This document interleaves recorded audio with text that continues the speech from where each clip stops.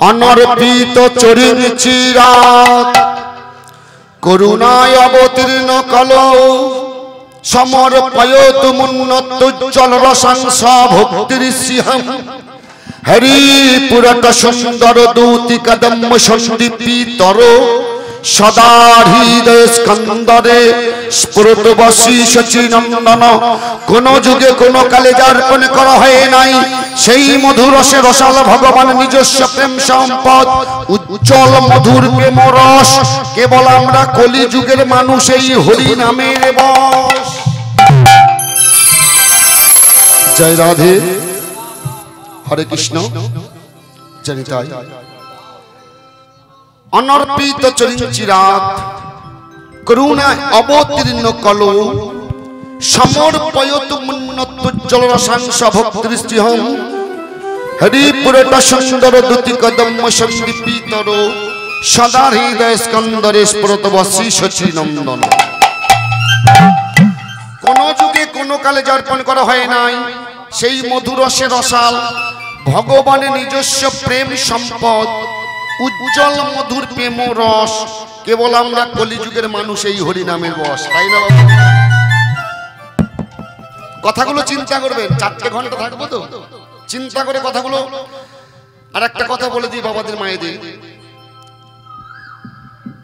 বাবারা কি বসিয়েছে? বাবা নামের হাট বসিয়েছে, তাই তো বাবা? তাহলে নামের হাট যখন বসিয়েছে, হাটে বাজারে গেলে কি করতে? মাল কিনতে হয়। তাহলে এখানে মাল কিনতে হবে না, বাবারা দোকান বসিয়েছে, আপনার দোকানের খরিদ্দার নিয়ে যাবে, আপনারা নিয়ে যেতে এসেছেন।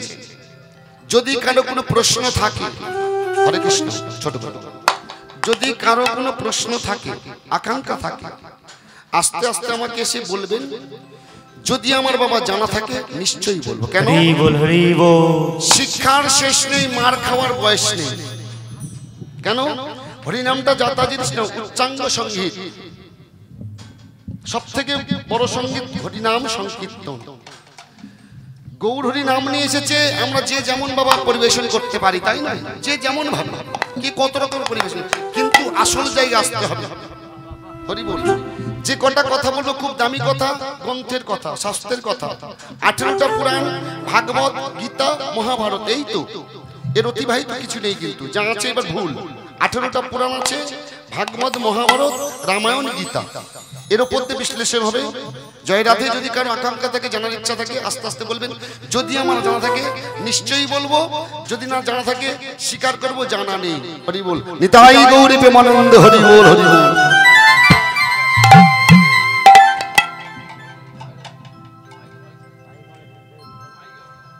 জয় রাধে। আমি প্রথমে যে সংস্কৃতটা বললাম ভালো করে শুনুন। অনর্পিত চরিণ চিরাত করুণায় সমর্পয়তু মুন্নতু। নিতাই গৌর। হরি বল, হরি বল, হরি বল। সমর্পয়তু মুন্নতু উজ্জ্বল রসাংস ভক্তির সিংহম হরিপুরট সুন্দর দ্যুতি কদম্ব সন্দীপিতর সদা হৃদয় স্কন্দরে স্ফুরত বশিষ চিনন্দন। বাংলায় অনুবাদ কি বলছে বাবা? কোন যুগে কোন কালে যা অর্পণ করা হয় নাই, হয়েছে বাবা? এবার আসুন, সত্য যুগে নাম ছিল, কিন্তু সত্য যুগে ভক্ত তৈরি করতে পারে ভগবান? সত্য যুগে কটা বিষ্ণু ছিল? 4টে বিষ্ণু ছিল। কে কে ছিল? ভালো করে শুনে নি মায়েরা। ক্ষীরোৎসই নারায়ণ, যে অনন্তনাগের মধ্যে আসতে, সমুদ্রের গর্ভের মধ্যে অনন্তনাগের মধ্যে যিনি ছিলেন,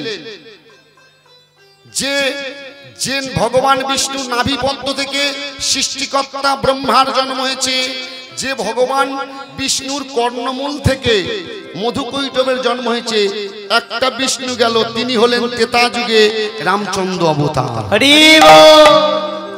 এক।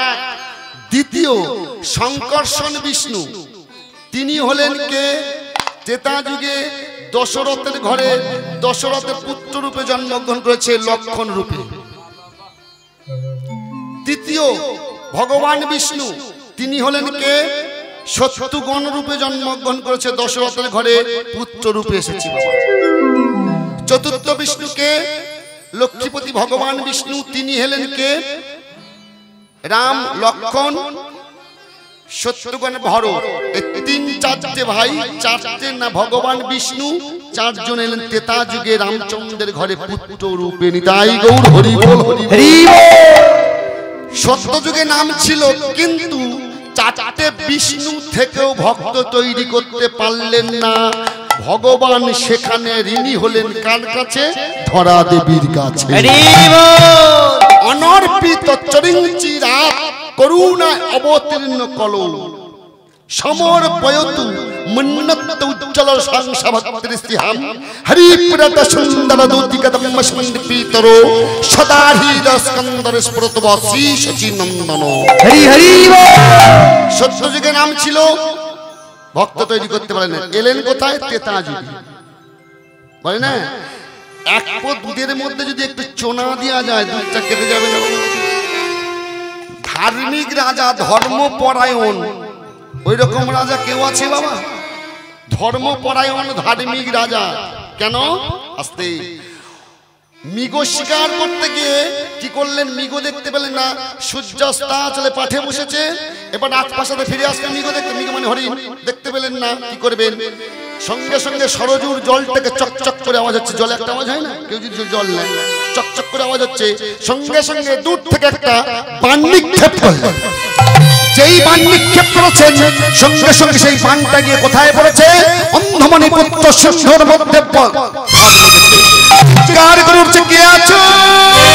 কে আছো? আমায় বাঁচাও, আমায় বাঁচাও, আমি সইতে পারছি না। আমায় বাঁচাও। ধনুকটাকে ফেলে দিয়ে ছুটছুটে ছুটছুটে সরজ নদীর তীরে দেখি, আমি তো ধার্মিক রাজা, আমি তো ধর্মপরায়ণ, আমি তো দান ধ্যান করি, আমি তো কারো দোষ করি না। কেন? সঙ্গে সঙ্গে জিজ্ঞাসা করছে, আপনার নাম কি? আমার নাম, আমি, আমার পরিচয়, আমি অন্ধমণির পুত্র সিন্ধু। পিতা অন্ধ, পূর্ণ কুঠিরে আছে। পিতার জন্য আমি জল পিপাসা পেয়েছি, তার জন্য আমি জল নিয়ে যেতে এসেছি। কেমন ভাবে আমাকে আঘাত করে? আমি রাজা দশরথ, রাজা মশাই, এইভাবে কি আমাকে হত্যা করছে? এইভাবে কি আমাকে মানবে না? আমাকে তোমার পিতার কাছে নিয়ে যাবে। সঙ্গে সঙ্গে কোলের মধ্যে নিয়েছে, মারা গেছে। যেই বাবা মারা গেছে, পুণ্য কুঠিরে বসে আছে, অন্ধমণি ধ্যানস্থ হয়ে আছে। কোলের কাছে নিয়ে গিয়ে শুয়ে দিয়ে বলছে, মণিবর কে আপনি? আমি তো দেখতে পাচ্ছি আমি রাজা দশরথ। রাজা মশাই, আপনি কৃপা করে দয়া করে আমার একটু বসুন, আমার পুত্র আমার জন্য জল আনতে গিয়েছে, আপনাকে সে সেবা যত্ন করবে। বলছে, মণিবর আপনার চরণে আমি অপরাধী। অপরাধী কেন? তখন সবকিছু বলছে, আমি হরিণ ভেবে বাণটাকে নিক্ষেপ করেছি, সেই বাণের আঘাতে আপনার পুত্র মারা গেছে। রাজামশাই, রাজামশাই, আমার একমাত্র পুত্রকে আপনি হত্যা করলেন। তবে শুনুন, আপনাকে আমি অভিশাপ দেব না। আমি যতদিন পুত্র শোকে কাঁদবো, আপনাকেও কাঁদতে হবে, আপনাকেও কাঁদতে হবে। সেইটাকে অন্ধমণির অভিশাপ লেগে গেল। বলে না, কাঁদালে কাঁদিতে হয়, একথা মিথ্যা নয় বাবা, শাস্ত্রেরই বচন, বাস্তব ঘটনা। ভালো করে নিয়ে দেখুন, কে কাকে বলেছিল? ভগবান নিজেই বলেছিলেন নিজের মাকে। আস্তে তাহলে এইবার প্রশ্ন, দশরথের বাবা কটা স্ত্রী? কথা বলবেন মায়েরা? তিনটে, ঠিক তো? বাহ বাহ, ওনার কথা একদমই ঠিক। এবার আমি একটু ভিতর থেকে বলি। দশরথের প্রথম ছিল বাবা কটা? 750টা। প্রথমে মহিষী ছিল 750টা। তার মধ্যে একটা মহিষীর গর্ভে একটা কন্যা সন্তান হয়েছিল, তার নাম কি? শান্তা। বিবাহ হয়েছিল কার সঙ্গে? ঋষ্য সিংহ মনীষী। সংসার করছে, কিন্তু বাবা কোনো পুত্র সন্তান হয় না। মণি বৈশিষ্ট্য গিয়ে করজোড়ে বলে, রাজামশাই একটা কথা বলবো, আপনি রাখতে পারবেন? বলে, কি কথা? বলছে, আপনি আবার বিবাহ করুন। রাজপ্রাসাদে সভা ডেকেছে, সবার মধ্যে আইন হয়ে গেছে আপনি আমার বিবাহ করুন। ওই বাবার কথায় ফিরে এলাম। ওই যে 3 থেকে বিবাহ করছে, 750 আর 3 কত, 753 খানা। এবার সব বাদ দিয়ে দিন, সব বাদ দিয়ে দিন। প্রধান স্ত্রী কজন বাবা? 3 জন। আপনার কথা ফিরে এলাম। 3 জন প্রধান স্ত্রী 14 বছর যাবত সংসার করছে, কোনো পুত্র সন্তান হয় না। এবার কি করবেন? মণি বৈশিষ্ট্যের সময় সবাই ডাকলেন রাজসভায়। সভা ডেকে আইনে কি হলো? বলছে আপনি পুত্রশ্রী যজ্ঞ করুন। বলে পুত্রশ্রী যজ্ঞ করতে গেলে দেবতাদের নিমন্ত্রিত করতে হবে। তখন মণি বৈশিষ্ট্য বললেন দেবতাদের নিয়ে কোনো কাজ হবে না, আপনার আত্মীয়, আপনার জামাতা, আপনার বন্ধু, জামাতা জামাই, সে কে? রাজামশাই প্রশ্ন করলেন সে কে? বলছে ঋষ্যসিংহ মণিকে খবর দিন। রথ পাঠিয়ে দিয়েছে, ঋষ্যসিংহ মণিকে নিয়ে চলে এসেছে। যজ্ঞ কুণ্ডু তৈরি হয়েছে, যজ্ঞের মধ্যে আহুতি দেওয়া হয়েছে। আহুতি যখন দিয়েছে, যজ্ঞ সমাপ্ত হয়েছে, সেই যজ্ঞ কুণ্ডু থেকে একটা পিতলে হাঁড়ি উঠেছে। সেই পিতলে হাঁড়ির মধ্যে বাবা কি ছিল? সংস্কৃতে বলছে চরু, গোদা বাংলা ভাষায় আমরা কি বলি? পায়স। আবার ওইটাকে যখন বাবা ভগবানের সেবায় দেবেন, দেবতার সেবায় দেবে, কি বলা হয় মায়েরা? পরমান্ন। সেই চরুটাকে ভাগ করলেন 4টে ভাগে বাবা। ভাগ করে মণি বৈশিষ্ট্যর হাতে দিয়েছে। মণি বৈশিষ্ট্য কি করলেন? রাজামশাইয়ের হাতে দিয়েছে। রাজামশাই 3টে রানীকে খাইয়েছে। 3টে রানীর গর্ভে 4টি সন্তান হয়েছে, রাম, লক্ষ্মণ, ভরত, শত্রুঘ্ন। এইবারে আসতে কইকেয়ীকে বেশি ভালোবাসে। কেন? যখন দেবতাদের সঙ্গে অসুরদের যুদ্ধ হচ্ছে বাবা, ধনুর্বাণটা নিয়ে যুদ্ধ করতে গেছে, ক্ষত বিক্ষত হয়ে এসেছে, এসে শয্যাশায়ী হয়ে গেছে, খুব কষ্ট পাচ্ছে। বৈদ্যকে ডেকেছে। বৈদ্যকে ডেকে বৈদ্য খড়ি পেতে বললেন কোন রানীমা যদি সেবা যত্ন করে তাহলে রাজামশাই সুস্থ হয়ে উঠবে। ও মায়েরা লক্ষ্য করুন তত্ত্বটা কোথায় আসছে। যখনই বলেছে তখনই বলছে কে সুস্থ করবে? কইকেয়ী বললে আমি সুস্থ করব। সুস্থ করেছে একটা বর। দ্বিতীয় দক্ষিণ পায়ে বৃদ্ধাঙ্গুলের মধ্যে ফোঁড়া হয়েছিল, খুব কষ্ট পাচ্ছে। বৈদ্যকে ডেকেছে। বৈদ্য বললেন কোন রানীমা যদি গালের নালা ভাবটা দিতে পারে তাহলে কি হবে? সুস্থ উঠবে। তাহলে কইকেয়ী বাবা সুস্থ করে দেয় দ্বিতীয় বর আসতে। তাহলে কইকেয়ীকে খুব ভালোবাসে। রাম বড় হয়ে গেছে, এদের বয়স হচ্ছে। বলে বলো তো কইকেয়ী, আমি তোমাকে তো বেশি ভালোবাসি, বলো এই সিংহাসনে কে বসবে আর এই রাজপ্রাসাদ কে পরিচালনা করবে? বলে কেন? রাম বাড়ির বড় ছেলে, রাম সিংহাসনে বসবে, রাম পরিচালনা করবে। ব্যাস, কথা মিটে গেল। বলছে কইকেয়ী, বলছে কেন? রাম তো আমাদের দেখাশোনা করবে। কইকেয়ী তুমি অনুমতি দিলে? আমি অনুমতি দিলাম, অনুমতি দিলাম, অনুমতি দিলাম। এখন কইকেয়ীর একটা দাসী ছিল, নাম কি? ও মা, বাবারা বলবেন না, মায়েদের। ও মা মন্থরা, ভালো নাম মন্থরা, ডাক নাম কুঁজি। এটা একটা খুঁজ ছিল না, আর খুঁড়িয়ে খুঁড়িয়ে আসতো। বলে কাজেও কুঁজি, ব্যবহারেও কুঁজি। ভগবান আসতে কেন বলেছেন? ভগবান নিজেই তো বলেছেন ভক্তই আমার মাতা পিতা, ভক্তই আমার গুরু, ভক্তই রেখেছেন বাঞ্ছা কল্পতরু। যেদিন ভক্ত সেবা করে সেদিন সেবা করি, যেদিন ভক্ত উপবাসে যায় সেদিন উপবাস করি। এখন বলে না দিয়ালের কান আছে। রাজামশাই বেরিয়ে গিয়ে রাজপ্রাসাদে সব নিমন্ত্রিত হয়ে গেছে। রামের অভিষেক হয়ে গেল। অভিষেক মানে বুঝতে পারবেন না, অভিষেক মানে কি? যেমন দেখবেন ছেলে মেয়ের বিবাহ দিয়ে হলুদ মাখানো হয়, নান্নি মুখ করা হয়। অভিষেক হয়ে গেল। এইবারে 3টে মা আসবে, সবাই থাকবে, রাজমুটুক পরাবে, রাম রাজা হয়ে যাবে। তাহলে কথা ফিনিশ। এখন একটা মুক্তোর মালা গাচ্ছে। কে? কইকেয়ী বসে বসে মুক্তোর মালা গাচ্ছে আনন্দেতে। এখন মন্থরা বলছে হ্যাঁ রে কইকেয়ী, এই তুই এখন কেন? যা রাজপ্রাসাদে যা, রাজামশাই সবাইকে দান ধান করছে, তুইও যা। বলছে না রে আমি যাবো না। ঠিক আছে তোর যেতে হবে না, তোকে আমি রামকে পরে দেবো। কোন এই মুক্তোর মালা তোকে উপহার দিচ্ছি, তুই এগলে। যেই দিয়েছে অমনি মন্থরা ফেলে দিয়েছে। ওই জন্য বলি চাকর বাকরকে মাথায় তুলতে নেই, চাকর চাকরি থাকে, আমাদের সঙ্গে তুলনা হয় না। বলে চাকরে চাকরি থাকবো, তোর বাবার গিয়ে তো চাকরিগিরি করেছি, তোর শ্বশুর বাড়ি এসে চাকরিগিরি করছি, এই চাকরির কথাটা তোর মনে থাকবে সারা জীবন। বলে কেন? বলে তুই ওইটা ফেললি কেন? বলে কেন ফেলেছি জানিস?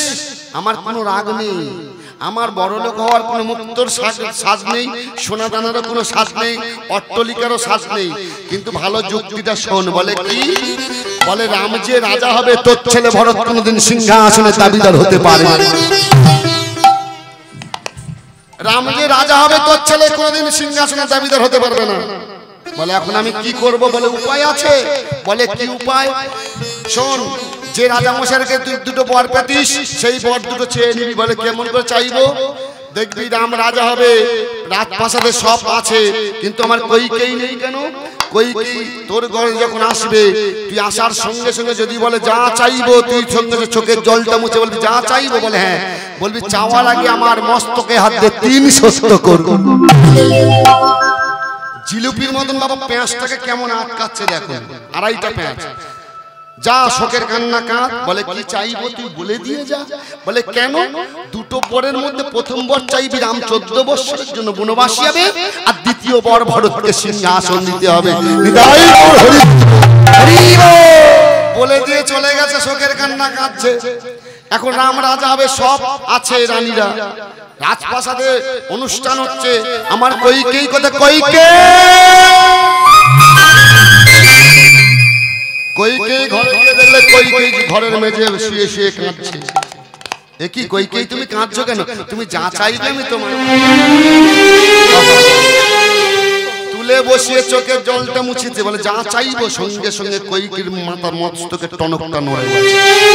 যা চাইবো? বলে হ্যাঁ। চাওয়ার আগে আমার মস্তকে হাত দিয়ে 3 সত্য করুন, কাউকে বলবেন না। কইকেই আমি তোমার মস্তকে হাত দিয়ে 3 সত্য করলাম, কাউকে বলবো না, বলবো না। বলো কইকেই সরল মনে সরল পানে বলছে। কইকেইর মনে যে 2.5টা জিলিপির মতন পেঁয়াজ আছে বুঝতে পারছে। বলো কইকেই, তবে শুনুন, আমি আমার ভবিষ্যৎ চাই না, আমি অট্টলিকা চাই না, আমি বিষয় সম্পত্তি চাই না, আমি হীরে মাণিক্য চাই না, আমি আমার জন্য কিছু চাই না, আমি চাই আমার ভরতের ভবিষ্যৎ। তখনও বুঝতে পারছে না। বলো কইকেই আমি তোমাকে তাই দেব, তোমার ভবিষ্যৎ আমি ভরতকে তাই দেব। বলে আপনি যে আমার জন্য বেঁচে আছেন, আমার জন্য সুস্থ হয়ে আছেন, আপনার কাছে যে দুটো বর পেতাম সেই বর দুটো এখন আমাকে ফিরিয়ে দিন, সেই বর দুটো ফিরিয়ে দিন। বলো কইকেই বলছে রাম 14 বছরের জন্য বনবাসী হবে, আর ভরতকে সিংহাসন দিতে। কইকেই বলো না,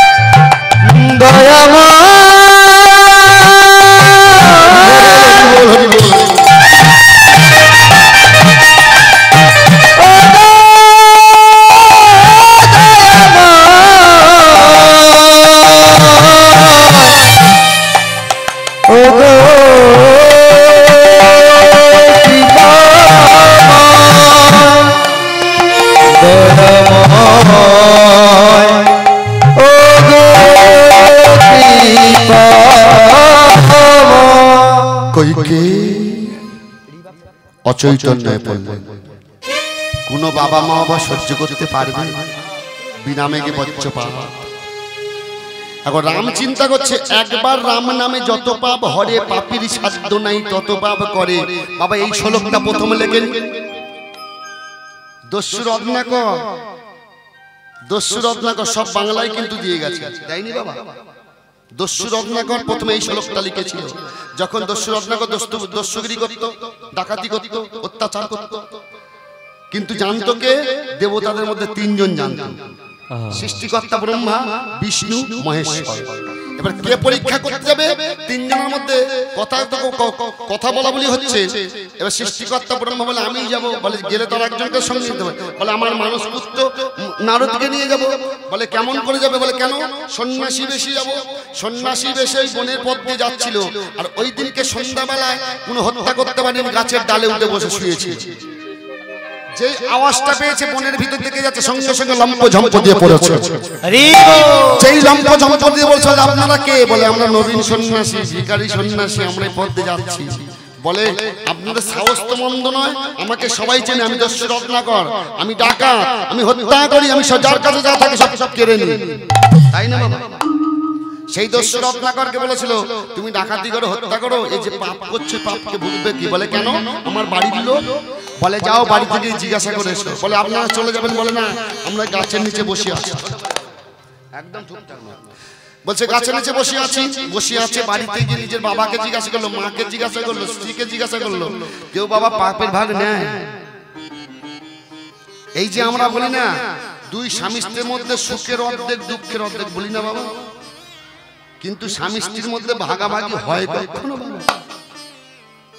আমরা বলি সুখের অর্ধেক দুঃখের অর্ধেক, 7টা সম্পর্ক আছে স্বামী স্ত্রীর মধ্যে। সময় যদি থাকে বলবো। যেই এসে বলছে নবীন সন্ন্যাসী, বলছে সন্ন্যাসী আমি যে অপরাধ করেছি, যে পাপ কর্ম করেছি, আমার তো পাপের ভাগীদার কেউ হবে না। বলে যাও সরজু নদীর তীরে স্নান করে এসে যাও। সরজু নদী সরে যাচ্ছে, ছুটে ছুটে এসে নবীন সন্ন্যাসীর কাছে এসেছে, বলছে সরজু নদীতে এত পাপ করেছে, সরজু নদী সরে গেছে। কি করলেন? কুমণ্ডলে ছিল জল, সেই জল দিয়ে ছিটা দিয়েছেন।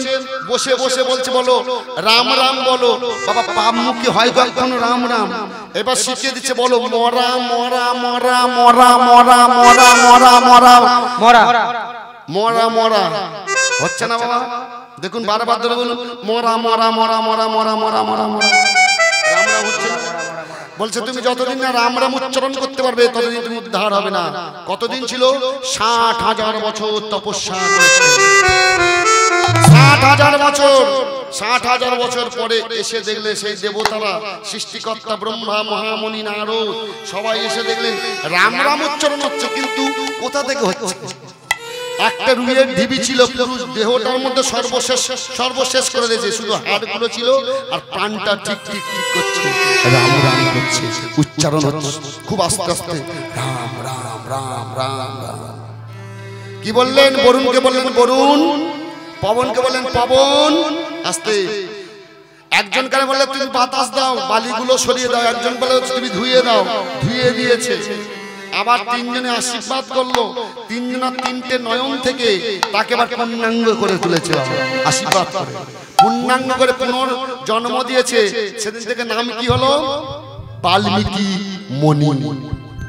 ওই বাল্মীকি মুনি সর্বপ্রথম লিখেছিল একবার রাম নামে যত পাপ হরে, পাপেরই সাধ্য নাই তত পাপ করে, নিতাই গৌরী বন হরি হরি হরি। সেই রামচন্দ্র কি করলেন? সবাই আছে, আমার পিতা কোথায় গেল, আমার কইকেয়ী মা কোথায় গেল, আনন্দ। রাম আস্তে আস্তে কইকেয়ী মায়ের ঘরের দিকে যাচ্ছে, যেতে যেতে এবার কি করলেন? কইকেয়ী মা মাথায় ঘোমটাটা দিয়ে বেরিয়ে বলছে রাম বাবা কোথায় যাচ্ছ? বাবা মা তুমি আমার আশীর্বাদ করবে না? হ্যাঁ শোনো শোনো শোনো, তোমার পিতা যে আমার মস্তকে হাত দিয়ে 3 সত্য করেছে, সেই সত্যটা তোমায় পালন করতে হবে। মাগো পিতা স্বর্গ পিতা ধর্ম পিতা হি পরমং তপো পিতরি পিতিমা পন্নে প্রিয়ন্তে স্বর্গ দেবতা জননী জন্মভূমিশ্চ স্বর্গাদপি গরিয়সী। মাগো পিতা মাতার চরণ সেবা করলে সর্বতীর্থ ভ্রমণ হয়ে যায়, সর্বদেব দেবীর সেবা হয়ে যায়। পিতা মাতার চরণ সেবা করলে সর্বতীর্থ ভ্রমণ হয়ে যায়, সব হয়ে যায়। মাগো পিতা মাতার চরণে তো সব আছে, কিন্তু আমরা কলিযুগের মানুষ। কার বাড়ি বাবা কটা হচ্ছে? আমার নিজের বাড়ি হয় না, আপনার বাড়ি বলবো হরি বল হরি বল। তাহলে রামচন্দ্র শিক্ষা দিচ্ছে কাকে? কইকেয়ী মাকে। মাগো বলো মা আমি তাই করি। শোনো তুমি 14 বৎসরের জন্য বনবাসী যাবে, আর তোমার ভাই ভরত সিংহাসনে বসবে। যেই কথাটি বলেছে এর উত্তরটা বাবা কি আছে? ও মায়ের উত্তরটা কি আছে? কইকেয়ী মা বলছে তুমি 14 বৎসরের জন্য বনবাসী যাবে, আর তোমার ভাই ভরত সিংহাসনে বসবে। উত্তরটা দেখুন, বলছে মাগো তুমিও মা, কৌশল্যা মা, সুমিত্রা মা। শোনো মা আমি তোমার কোলের ছেলে, তুমি যখন তোমার কোলের ছেলেকে কাঁদাচ্ছ, শোনো মা, কাঁদালে কাঁদিতে হয়, কথা মিথ্যা নয়, শাস্ত্রেরই বচন। তবে শুনে রাখো মা, আমিও তোমাকে তেতা যুগে কথা দিলাম, আগত দুটো যুগ তিনটে জনম তোমায় কাঁদতে হবে।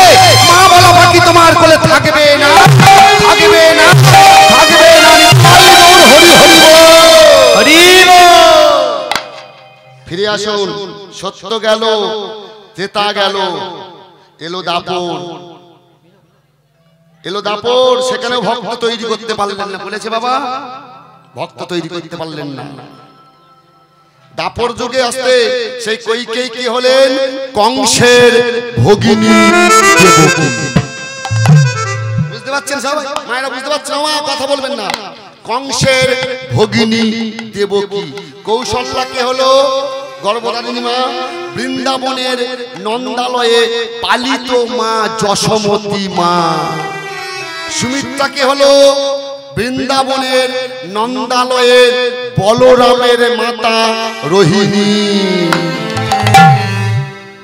ভাগবতে দৃষ্টান্ত দিচ্ছে, যশোদানন্দন যিনি শচীসুত হলেন তিনি, বলরাম হইল নিতাই, শঙ্কর্ষণ বলরাম শ্রী নিত্যানন্দ শিবাসাদি গদাধর গৌর ভক্ত বৃন্দ।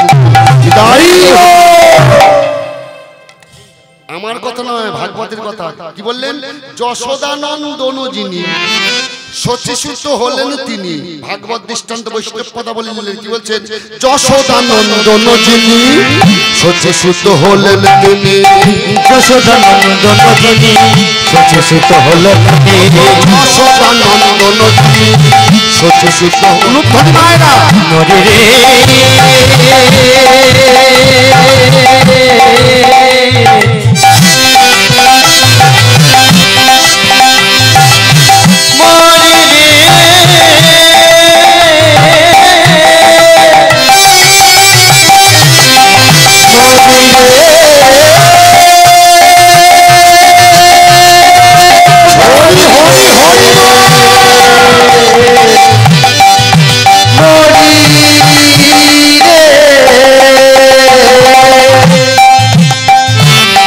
যশোদানন্দন যিনি শচীসুত হলেন তিনি, যশোদানন্দন যিনি শচীসুত হলেন তিনি, বলরাম বলরাম হইল নিতা।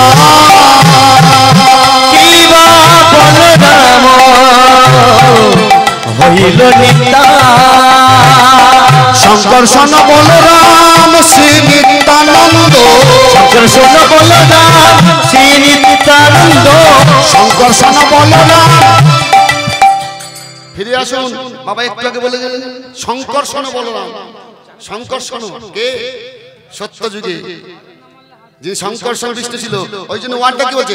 শঙ্কর্ষণ বলরাম শ্রী নিত্যানন্দ, আর শঙ্কর্ষণ বলরাম শ্রী নিত্যানন্দ, শিবাসাদি গদাধর গৌর ভক্ত বৃন্দ, শিবাসাদি গদাধর গৌর ভক্ত বৃন্দ, শিবাসাদি গদাধর গৌর ভক্ত বৃন্দ, আর শিবাসাদি গদাধর গৌর ভক্ত বৃন্দ।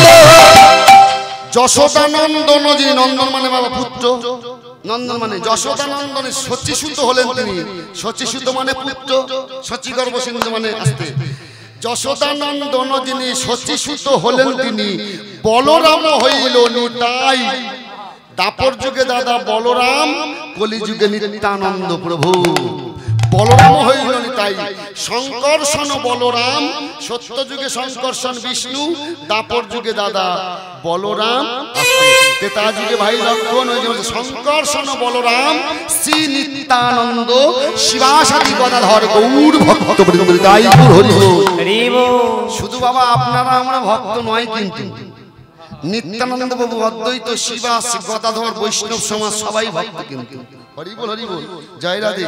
তাহলে আস্তে দুটো যুগ তিনটে জন্ম বলেছি, ভাঙিয়ে দিয়ে যাই আস্তে। দাপর যুগ ভগবান কৃষ্ণ আসতে দেবকীর একটা একটা করে 7টা সন্তানকে নিধন হতে হলো। অষ্টম গর্ভের সন্তান ভগবান কৃষ্ণ কংস কারাগার থেকে বসুদেব ওই রাত্রের মধ্যে কোথায় দিয়ে এসছে বাবা? নন্দালয়ে যশোদার ঘরে। তাহলে কৃষ্ণ অবতার হলো দাপর যুগ, একটা যুগ একটা জন্ম চলে গেল। ভগবান কৃষ্ণ, ছোট করে ভগবান কৃষ্ণ। কথাগুলো কাম দেবে, আমি এদিক ওদিক নয়, কিন্তু একটা লাইনে আসছি, ভালো করে বুঝবেন। যে পালাটা গাইবো ছোট করে একটা ভক্তলীলাই গাইব, বলে না গঙ্গা জলে গঙ্গা পূজা, লীলা তো বাবা কালকে হয়ে গেছে, আজকে লীলা